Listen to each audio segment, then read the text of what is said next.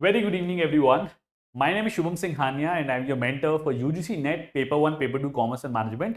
And welcome to this particular session. इस particular session में हम बात करने वाले हैं स्टेट एलिजिबिलिटी टेस्ट के बारे में। जी हाँ, मुझे पता है कि आप में से बहुत सारे स्टूडेंट्स हैं जो NET exam, that is national eligibility test, December 2023 exam के लिए प्रिपेयर कर रहे हैं। और क्योंकि इस समय बहुत ज्यादा न्यूज आ रही थी, बहुत ज्यादा खबरें आ रही थी स्टेट एलिजिबिलिटी टेस्ट के बारे में, तो बहुत सारे स्टूडेंट्स ने मुझे मैसेज किया, क्वेरी पुटअप करी कि सर स्टेट एलिजिबिलिटी टेस्ट क्या होता है, इसका सिलेबस क्या है, इसकी एलिजिबिलिटी कंडीशन क्या है, इसका लेवल क्या है, और क्या हमें जो ऑलरेडी नेट की तैयारी कर रहे हैं, क्या हमें स्टेट एलिजिबिलिटी टेस्ट के फॉर्म भी भरने चाहिए। ठीक है, तो इन सारी चीजों के बारे में इस पर्टिकुलर वीडियो में बात करेंगे। मैं आपको साथ साथ ये भी बताऊंगा कि कौन से ऐसे स्टेट्स हैं जो भी एग्जाम कंडक्ट कराने वाले हैं, या फिर कौन से ऐसे स्टेट्स हैं जिनकी नोटिफिकेशन निकली हुई है। ठीक है, so let's begin the video. ठीक है, सबसे पहले एक ब्रॉड ओवरव्यू लेना बहुत जरूरी है, बिकॉज क्योंकि सेट एग्जाम्स रेगुलरली नहीं होते हैं। अगर आप देखो कि नेट एग्जाम का एक रेगुलर पैटर्न है, साल में जनरली 2 बार होते हैं, एक बार जून में होता है और एक बार दिसंबर में एग्जाम होता है। कोविड को अगर हम एक्सेप्शनल ईयर मान के एक्सक्लूड कर दें, वेरएस अगर हम सेट के बारे में बात करें, which is state eligibility test, जो हर स्टेट का अलग अलग होता है, इसका कोई फिक्स पैटर्न नहीं है। कभी 4 साल में होता है, कभी 5 साल में होता है, कई बार 3 साल में होता है, तो इसका कोई फिक्स पैटर्न नहीं है। जब भी स्टेट गवर्नमेंट को लगता है कि हमें वैकेंसी निकालने की जरूरत है, हमें असिस्टेंट प्रोफेसर की रिक्रूटमेंट करनी है, उस समय वो लोग सेट एग्जाम कंडक्ट करा देते हैं एज पर देयर रिक्वायरमेंट। ठीक है, तो सबसे पहली चीज तो आप ये समझ लो कि सेट एग्जाम जो है पर्टिकुलर स्टेट के लिए है, और ये आपको एलिजिबल बनाता है। एक मिनिमम एलिजिबिलिटी क्राइटेरिया है for applying in a particular state. इसका क्या मतलब है, अगर आप उत्तर प्रदेश के किसी भी गवर्नमेंट इंस्टीट्यूट के अंदर अप्लाई करना चाहते हो, फॉर्म फिल करना चाहते हो for the position of assistant professor, तो वहां पे मिनिमम क्राइटेरिया लिखा हुआ होगा कि आपका सेट एग्जाम क्वालिफाई होना चाहिए। बट इसका यह मतलब बिल्कुल भी नहीं है कि अगर आपने नेट क्वालिफाई कर लिया है तो आप एलिजिबल नहीं होते। आपको नाम से ही समझ में आ जाना चाहिए that NET is national eligibility test, जो आपको नेशन वाइड एलिजिबल बनाता है अप्लाई करने के लिए for the position of assistant professor. और स्टेट एलिजिबिलिटी टेस्ट आपको सिर्फ उस पर्टिकुलर स्टेट के लिए एलिजिबल बनाता है जिसका आपने सेट एग्जाम क्वालिफाई किया हुआ है। फॉर एग्जांपल, अगर आपने हरियाणा का सेट क्वालिफाई किया हुआ है तो आप सिर्फ हरियाणा के स्टेट की यूनिवर्सिटीज में अप्लाई कर सकते हो। अगर आपने महाराष्ट्र का सेट क्वालिफाई किया हुआ है तो आप सिर्फ महाराष्ट्र के सेट में ही अप्लाई कर सकते हो, वहां पे ही जब वैकेंसीज निकलेंगी तो अप्लाई कर पाओगे। ठीक है, ब्रॉडली समझ में आ गया। कुछ और एलिमेंट्स के बारे में बात करते हैं। तो ये तो आपको समझ में आ गया कि ये एक बेसिक एलिजिबिलिटी क्राइटेरिया है टू बिकम एन लेक्चरर और एन असिस्टेंट प्रोफेसर। अब इंपॉर्टेंट चीज है कि ये इंपॉर्टेंट क्यों है। अब देखो, ऐसा है कि कई स्टूडेंट्स का ये एम्बिशन होता है कि यार हम अच्छे से अच्छे कॉलेज में या फिर इंस्टीट्यूशन में जाके पढ़ाएं। आप कोशिश करते हो कि आप आईआईटीज जाओ, आईएम्स जाओ और अच्छे से अच्छे कॉलेज इंस्टीट्यूशन में पढ़ाओ। बट सबके साथ ये सिचुएशन नहीं होती है। बहुत सारे लोग ऐसे होते हैं जिनकी कुछ फैमिली इश्यूज होते हैं, जिनके कुछ पर्सनल रीजंस होते हैं, जिसकी वजह से वो एक स्टेट की ज्योग्राफिकल बाउंड्री के बाहर नहीं जा पाते। फॉर एग्जाम्पल, अभी भी नेट क्वालिफाई करने के बाद मेरी बहुत सारे स्टूडेंट से बात होती है जो मुझे कहते हैं कि सर हम बिहार से बिलोंग करते हैं और हमारी फैमिली बिहार में तो कहीं भी जाने देगी, बट बिहार के बाहर जाने नहीं देगी पीएचडी करने के लिए या फिर जॉब करने के लिए। मल्टीपल रीजन हो सकते हैं, लेट्स नॉट जज एनीवन। ठीक है, बिकॉज फैमिली के किसकी फैमिली में क्या चल रहा है हमें नहीं पता होता। ठीक है, अब यहां पे सिचुएशन क्या है कि अगर आपको बहुत ज्यादा क्लैरिटी है कि आप इस पर्टिकुलर स्टेट में ही रहने वाले हैं, लेट्स से आप बिहार में रहने वाले हैं, राजस्थान में रहने वाले हैं, महाराष्ट्र में रहने वाले हैं, what ever be the state, और अगर आपको ऐसा लगता है कि अभी आपने जस्ट नेट की तैयारी करनी शुरू की है, जो कि बहुत ही अनसर्टेन है कि आपका एग्जाम क्वालिफाई होगा कि नहीं होगा, बिकॉज एग्जाम का जो लेवल है वो डिफिकल्ट होता जा रहा है, यू ऑलरेडी नो दैट, आपने सुना होगा पहले भी मेरी वीडियोस के अंदर, और आपको ये लगता है कि यार ये भी एक अच्छा मौका है एग्जाम देने का, then you should go ahead and you should fill the form, because आप उस पर्टिकुलर स्टेट में एलिजिबल हो जाएंगे। ठीक है, तो एक तो इसलिए ये एग्जाम इंपॉर्टेंट है।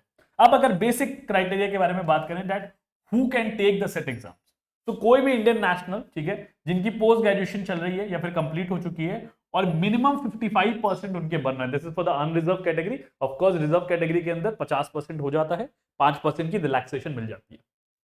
अब मैं आपको ये एक और चीज बता दूं कि क्योंकि हर स्टेट का प्रोस्पेक्टस अलग निकलता है, ब्रोशर अलग निकलता है, तो जिस भी स्टेट पे आप अप्लाई करें, जिस भी स्टेट का फॉर्म फिल करें, उनके ब्रोशर को, उनके प्रोस्पेक्टस को एक बार अच्छे से पढ़ लें, बिकॉज हो सकता है कि थोड़ी बहुत टर्म्स एंड कंडीशन, थोड़ी बहुत एलिजिबिलिटी कंडीशन के अंदर डिफरेंस हो, बट मोटा मोटा ब्रॉडली जो बेसिक क्राइटेरिया है एजुकेशनल क्वालिफिकेशंस का वो ये है कि आपको पोस्ट ग्रेजुएशन में जिस भी सब्जेक्ट में आप करना चाहते हो उसमें 50% होने चाहिए अगर आप रिजर्व कैटेगरी को बिलोंग करते हो, और 55% होने चाहिए अगर आप अनरिजर्व कैटेगरी को बिलोंग करते हो। ठीक है, आई होप मोटा मोटा थोड़ा बेसिक समझ में आ गया।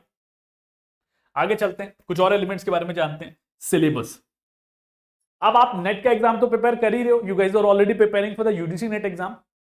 तो मैं आपको बता दूं कि सेट एग्जाम के अंदर एग्जैक्टली सेम सिलेबस रहता है, दैट इज ऑफ नेट।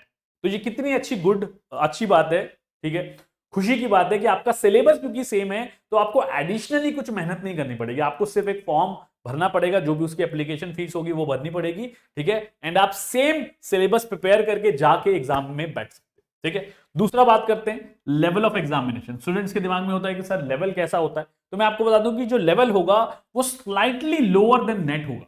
अब देखिए यहां पे एक और बात समझने वाली है, क्योंकि लाखों बच्चे बैठ रहे हैं एग्जामिनेशन के अंदर यूजीसी नेट के, और आपको पता है कि उसमें से हैंडफुल ऑफ 6% लोगों का नेट होता है और कुछ 1 से 1.1% लोगों का जेआरएफ होता है, ठीक है। अब ये कोई जरूरी नहीं है ना कि हर स्टूडेंट जो है वो जाके नेट एग्जाम क्वालिफाई कर लेगा। तो अगर आपको ऐसा लगता है कि अभी आपकी तैयारी जस्ट शुरू हुई है, ठीक है, और आप श्योर नहीं हो, you are not very confident, तो भी ये स्मार्ट मूव है कि आप सेट के फॉर्म भर दो, अगर आप उस पर्टिकुलर स्टेट में जाके पढ़ाना चाहते हो या फिर वहां पे जाके काम करना चाहते हो, ठीक है, because this will at least give you an option. आपको एक ऑप्शन मिल जाएगा कि यार आपने सेम सिलेबस की तैयारी करी, आपने सेट एग्जाम भी दे दिया और आपने नेट एग्जाम भी दे दिया। कई बार ऐसा होता है कि आपका नेट एग्जाम क्वालिफाई हो गया, ठीक है, तो आपको सेट की जरूरत ही नहीं पड़ेगी। और अगर खुदा ना खास्ता, because see life is uncertain, हमें पता नहीं है, खुदा ना खास्ता अगर आपका नेट क्वालिफाई नहीं भी हुआ, तो अगर आपका स्टेट का एग्जाम क्वालिफाई हो जाएगा, सेट का एग्जाम क्वालिफाई हो जाएगा, तो आप उस पर्टिकुलर स्टेट में एटलीस्ट एलिजिबल हो जाओगे for applying for the position of assistant professor, ठीक है, समझ में आ रहा है। और तीसरा बेनिफिट क्या है, पहला बेनिफिट तो ये है कि भाई देखो सीवी में एड ऑन होता है, किसी को भी बोलने में अच्छा लगता है, बताने में अच्छा लगता है कि देखो यार मैंने नेट भी क्वालिफाई किया हुआ है और सेट भी क्वालिफाई किया हुआ है। एक हमारे स्टूडेंट थे अपूर्व शाही, अगर मैं सही याद कर पा रहा हूं, उन्होंने बहुत सारे आई थिंक 18-20 स्टेट्स के एग्जाम क्वालिफाई किए हुए थे, सेट एग्जाम क्वालिफाई किया हुआ था, और यूजीसी नेट भी बाद में उनका जाके क्वालिफाई हो गया। तो ये सब आपकी सीवी में एक एड ऑन करता है, एक अच्छा रिप्रेजेंटेशन देता है कि आपकी नॉलेज बेस कितनी अच्छी है। Second, preparation for net. हो सकता है कि अभी आपने जस्ट नेट की प्रिपरेशन शुरू करी, इस बार सेट का एग्जाम देते देते आपकी तैयारी अच्छी हो जाए, आपका सेट एग्जाम निकल जाए, और जब नेट का एग्जाम हो, जब आप नेट के एग्जाम के लिए एलिजिबल हो या जब आप उसके लिए अपियर करो, तो उसकी भी आपकी तैयारी हो जाए। क्यों कह रहा हूं मैं ऐसा, क्योंकि जो नेट का एग्जाम है वो स्लाइटली थोड़ा सा डिफिकल्ट होता है as compare to your SET exam, ठीक है। आगे चलें, अब हम बेसिक जान लेते हैं that which are the states जिनकी रिसेंटली नोटिफिकेशन निकली हुई है या फिर जिसके बारे में आपको जानकारी होनी चाहिए। तो मैं सबसे पहले बता दूं कि इस समय West Bengal SET, WB SET, West Bengal SET, इसकी नोटिफिकेशन आ चुकी है। इसकी नोटिफिकेशन 1 अगस्त को आ गई थी, ठीक है, and 31 August that is today, आज रात तक टाइम है आपके पास ये फॉर्म फिल करने का। मुझे लगता है आपको ये जानकारी ऑलरेडी होगी, ठीक है, फिर भी मैं आपको बता दे रहा हूं, आज लास्ट डेट है आपके एप्लीकेशन का, 31 अगस्त को आपको फॉर्म फिल कर देना है। तो अगर आपको अभी इंफॉर्मेशन मिली है तो आप अभी वेस्ट बंगाल सेट की वेबसाइट पे जा सकते हो और अपना वेस्ट बंगाल का सेट का फॉर्म फिल कर सकते हो, ठीक है। अब जो न्यूज आ रही है कि और कौन कौन से स्टेट में चांसेस हैं, तो मध्य प्रदेश स्टेट में, जहां पे आई थिंक 4 या 5 साल बाद सेट का एग्जाम होने वाला है, यहां पे एक्सपेक्टेशन है कि बहुत ही जल्दी नोटिफिकेशन आ जाएगी, ठीक है, notification is going to be out for SET exam. Bihar state में होने की उम्मीद है और राजस्थान स्टेट में होने की उम्मीद है। तो ये 3 ऐसे स्टेट्स हैं जिनके बारे में अभी खबर आ रही है, जिनके बारे में अभी न्यूज आ रही है कि इन 3 स्टेट्स में भी जल्द ही आपके सेट के एग्जाम्स होने वाले। तो अगर आप दिसंबर के अपनी टाइमलाइन के अकॉर्डिंग मैच करने की कोशिश करो, तो आप ये मान के चलो कि दिसंबर जनवरी के आसपास ही इन स्टेट्स के अंदर भी सेट एग्जाम होने की उम्मीद है। तो इससे होगा क्या कि अगर आप इन स्टेट्स को बिलोंग करते हो या इन स्टेट्स में जाके अपीयर करना चाहते हो फॉर द लेक्चरर पोजीशन, तो आपको फॉर्म फिल कर देना चाहिए as and when they come. But उससे पहले ये जरूरी है कि आप एक टारगेट बनाओ कि नहीं यार मुझे एग्जाम देना है, ठीक है, मुझे सेट का एग्जाम के लिए अपीयर करना है, ताकि आप अपनी तैयारी को थोड़ा पुश दे पाओ। कई बार क्या होता है, नेट एग्जाम के बारे में सोच के जो 6 महीने बाद होना है, हम थोड़ा सा लेड बैक एटीट्यूड में आ जाते हैं, थोड़ा सा कैजुअल हो जाते हैं, जिसकी वजह से हमारी तैयारी अच्छी नहीं हो पाती, ठीक है। तो यहां पर मैं आपको छोटी सी कुछ टिप्स भी देना चाहूंगा कि आप किस तरीके से स्ट्रैटेजाइज कर सकते हो बहुत बेसिक तरीके से। सबसे पहली चीज है स्टार्ट प्रिपेयरिंग अर्ली। ये मत सोचो कि यार बाद में फॉर्म आ रहा है, अभी तो कोई नोटिफिकेशन ही नहीं आई है। जैसे बहुत सारे स्टूडेंट्स हैं जो इस समय नेट की भी नोटिफिकेशन को लेके आराम से बैठे हुए हैं, चिल कर रहे हैं कि जब नोटिफिकेशन आएगी तब तैयारी करेंगे। और मैं आपको बता दूं नोटिफिकेशन जनरली सितंबर या फिर अक्टूबर में आएगी, उसके बाद दिसंबर में एग्जाम होगा, 1 महीने का टाइम आपको दिया जाएगा फॉर्म फिल करने में। उस समय ये टाइम सफिशिएंट नहीं होगा कि आप इतने कम टाइम के अंदर नेट एग्जाम की तैयारी कर लो और एग्जाम में अपीयर हो जाओ।